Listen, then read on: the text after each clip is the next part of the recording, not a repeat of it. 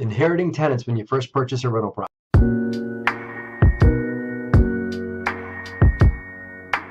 What's going on, guys? This is Matt Faircloth. Thank you for watching Mentorship Monday. I appreciate you guys. Today's question comes from Hugh, and Hugh didn't say where he's from. That's okay. Hugh's from somewhere. Hugh bought himself a triplex. It's actually the day he sent this, which is in January, was when he bought the triplex. He says, I bought this triplex today. So high five, Hugh, for buying your first triplex. So he's got some situations going on. He's got tenants that are paying cash. The property is fully rented by the same tenants for the past 5 years. Interesting.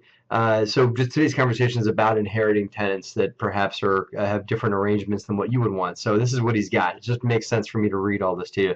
Tenants are paying below market rent with cash only. Let's get back to that. They are not acclimated to English completely, and they possess a communication hurdle. We can work around that. The property was built back in the days when lead-based paint was prevalent, well, before 1976, I think that is. And the lead paint disclosure says unknown. So we've talked about lead-based paint before on this on the YouTube channel.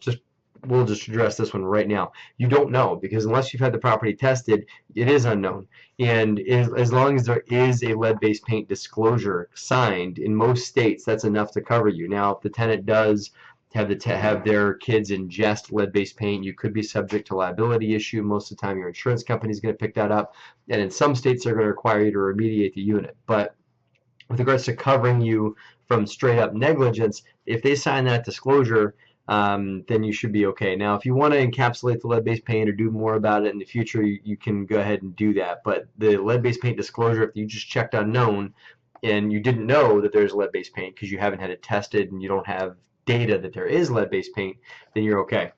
There are children living in the premises.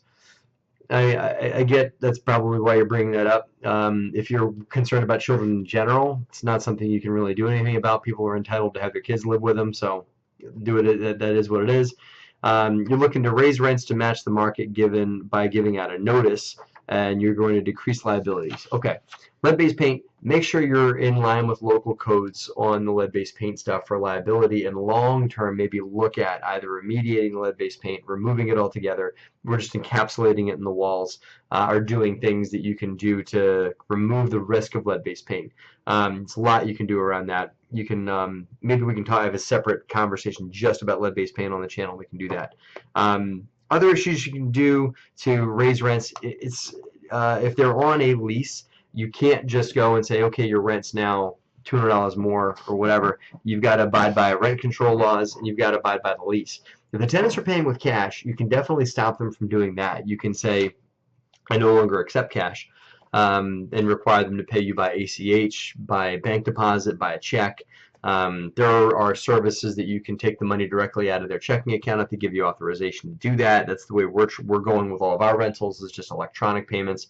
There's even services, it's a company called Paylease, I believe, and we use AppFolio. AppFolio allows tenants to walk into places like 7-Eleven, and they can pay their rent in cash at 7-Eleven through AppFolio. But Paylease is another service that tenants can walk into check cashing places and stuff like that, give them this little ID card that you give them, and pay their rent in cash at the check cashing place, and it gets wired to you. So those are two services you can look into if you guys have a lot of tenants paying cash to get away from that. That said, we haven't got 100% away from it either. We're working on getting away from that as our company, just because I don't want cash floating around. So, but we're almost off, and hopefully 100% off of that this year. The whole English thing, it is what it is, Hugh. I think that we accommodate a lot of our tenants. We work with translators. There's a Google Translator. We'll give them information in writing, like we'll write it up, translate it, and give it to them. Sometimes it's hard to carry on a conversation. Also, try and find someone who's fluent in the language that they speak. We have a lot of tenants that don't speak English or speak very little bit of English. So we find means to communicate with them. That's not something you can hold them accountable to. I think that's it. And just if you're not on a written lease, see what you can do to get them on a written lease contract. And if you're not, then you might be able to get rents up there. But bottom line, guys, when you guys take on rental properties that are managed by other people when you buy them, you're going to have issues. You're going to have to onboard the tenants and get the tenants onto your sheet of music that you like to sing off of. So that could be your lease contract. If they don't have security deposits, you can require that they post a security deposit and maybe let them pay it over time to get it to pay it up.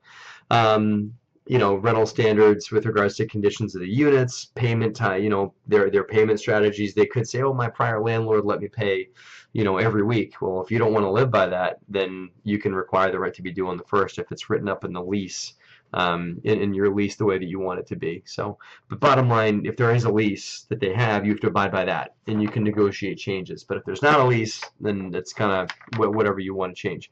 So, and I'm all over the place in this, but Hugh had a lot of different questions here. So, that's it, Hugh. Good luck and congratulations on your first triplex. If you guys have Mentorship Monday questions, fire them up to help me at DeRosaGroup.com. Don't forget to like and subscribe. Like this video and subscribe to this channel. Thank you guys for watching and have a great and profitable week.